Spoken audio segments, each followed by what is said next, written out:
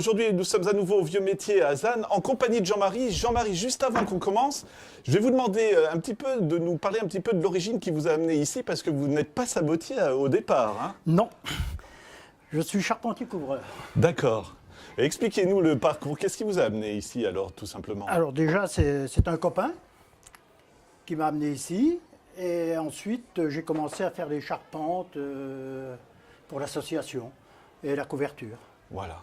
Et après, un jour, il manquait voilà. quelqu'un à la saboterie. Donc, je suis venu à la saboterie.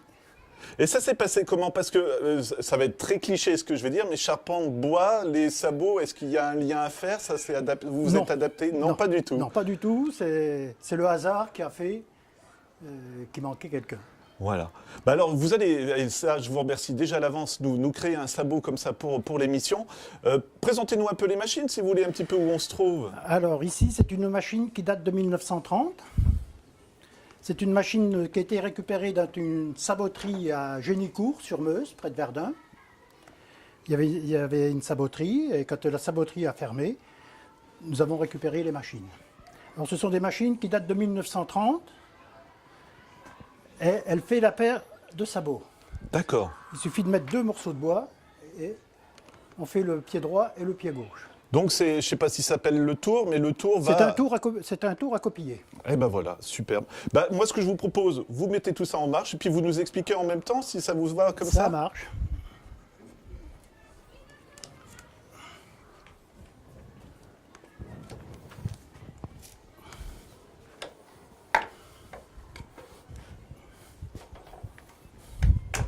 Donc là, c'est un bloc de bois qui va faire la taille du sabot, j'imagine, puisqu'on en a un juste à côté. Voilà. D'accord.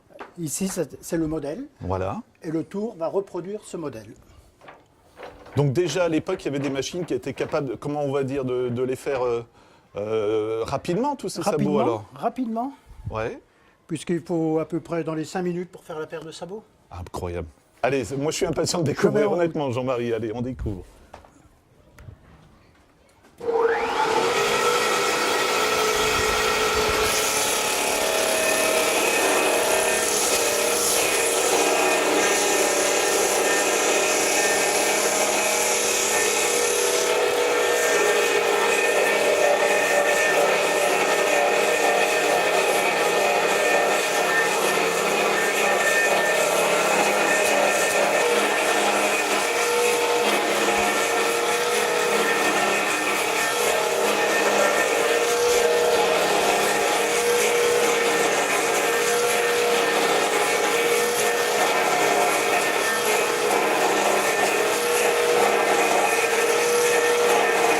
Jean-Marie, c'est impressionnant. En fait, vous ne touchez même pas la machine. Ah non. C'est un tour à copier de 1930. Une imprimante 3D aujourd'hui. Voilà, c'est ce que je me dis, c'est qu'on n'a rien inventé finalement. Rien inventé. C'est génial.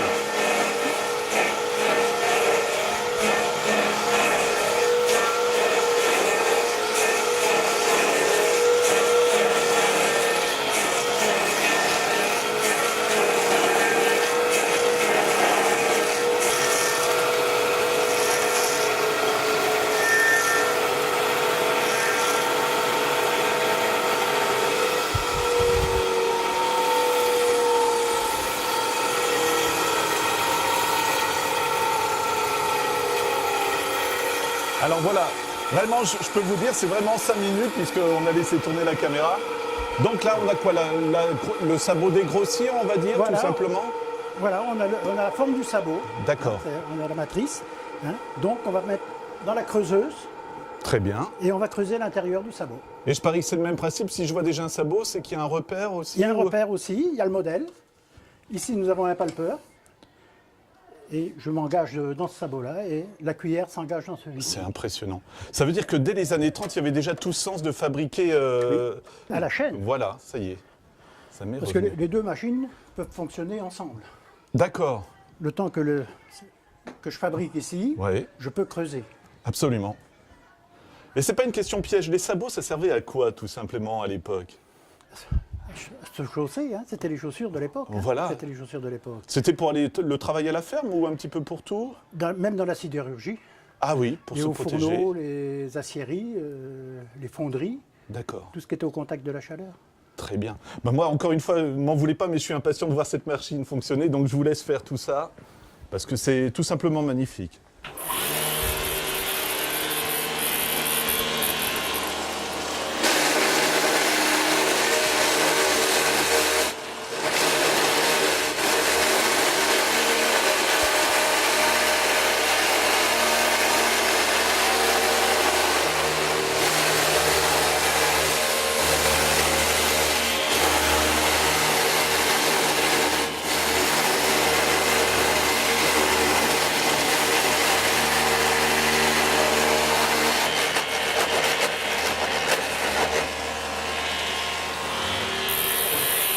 Impressionnant.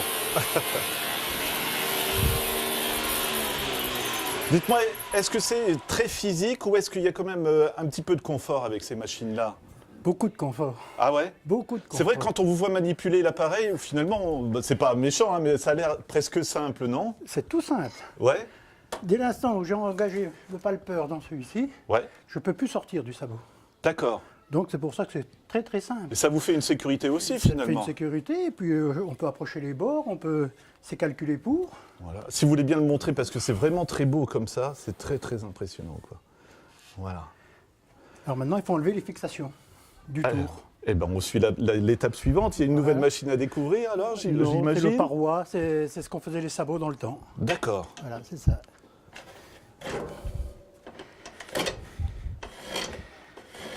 Ce qui fait que, allez, en un petit quart d'heure, on a quand même déjà une paire de sabots, quoi, Oui, voilà. finalement. C'est une machine qui vous plaît à utiliser? Pardon? Est-ce que c'est une machine qui vous plaît à utiliser? Ah oui, bien sûr, bien Ouais. sûr. Autrement, je ne serais pas là. Hein. Ouais.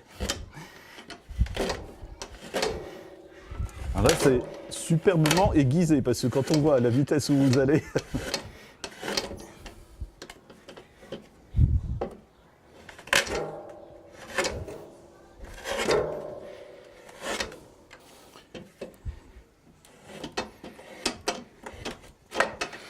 Voilà, il n'y a plus qu'à le laisser sécher. Eh ben, c'est magnifique. Alors voilà, Jean-Marie, comme vous venez de nous le montrer, ça a l'air simple comme ça, mais il faut faire attention, il y a quelques pièges, on va dire. Là, devant vous, vous pouvez nous montrer ce qui s'est passé, par exemple? Oui, un morceau de bois trop sec, donc il est fendu. Je ne peux plus l'utiliser dans la machine, il éclaterait. D'accord. Là, c'est un morceau de bois où il y avait un nœud. Et puis là, c'est fini, Il quoi, a éclaté, d'office. donc Ouais. le sabot n'est pas récupérable. Ouais. Là, pareil, une matrice qui a séché au soleil, certainement, et elle est éclatée. Donc ça montre toujours que c'est un produit vivant, le bois, hein, C'est un finalement. produit vivant et qu'il faut travailler toujours frais. D'accord. Et là, vous l'expliquez, celui que vous venez de faire, on va le mettre à sécher, mais vous allez le laisser combien de temps, justement, à 3 sécher? semaines. 3 semaines, 3 carrément. semaines, oui. 3 semaines, 1 mois, Ouais, mais surtout pas en plein soleil, ouais. parce que pareil, il éclaterait. Alors, il faut le laisser sécher À dans l'air l'abri. ambiante, Ouais. hein, à l'ombre, et après le poncer, le finir, et le finir l'intérieur à la main aussi, avec des gouches, ciseaux à bois. D'accord. Et ensuite, est-ce qu'on va mettre un traitement dessus, du vernis ou des choses comme ça, ou est-ce que sur le principe, il tiendrait déjà? Il tiendrait déjà, sur le principe, Ouais. il tiendrait déjà. Hein. Mais bon, maintenant, comme on décore beaucoup, c'est plus pour la décoration maintenant. Voilà. Donc tout, Folklore. tout ça, on va dire, c'est au vieux métier de Hazan qu'on peut découvrir ces machines. C'est vraiment impressionnant. Hein. Oui, oui. Et il y a d'autres. Est-ce qu'on pourrait faire d'autres formes? Tiens, je viens comme ça. Si on mettait un autre modèle dans la machine, est-ce que Ah ça oui. irait ou pas? Oui, bien sûr. Vous voyez, si je veux faire des petits sabots, D'accord. je mets cette matrice. Ah ouais. Et après, je recoupe le sabot en deux. Donc là, vous en faites 4 d'un coup, J'en si fais je ne me quatre d'un trompe pas. coup. Voilà. Hein. Par contre, on peut faire différentes tailles. Oui. Il suffit de régler la machine en conséquence et de mettre le morceau de bois en conséquence et on fait la demande. Voilà. Bah, ça a été un plaisir de vous rencontrer, Jean-Marie, et vraiment, bah, merci de ce moment superbe. Voilà, Merci. tout simplement. Merci.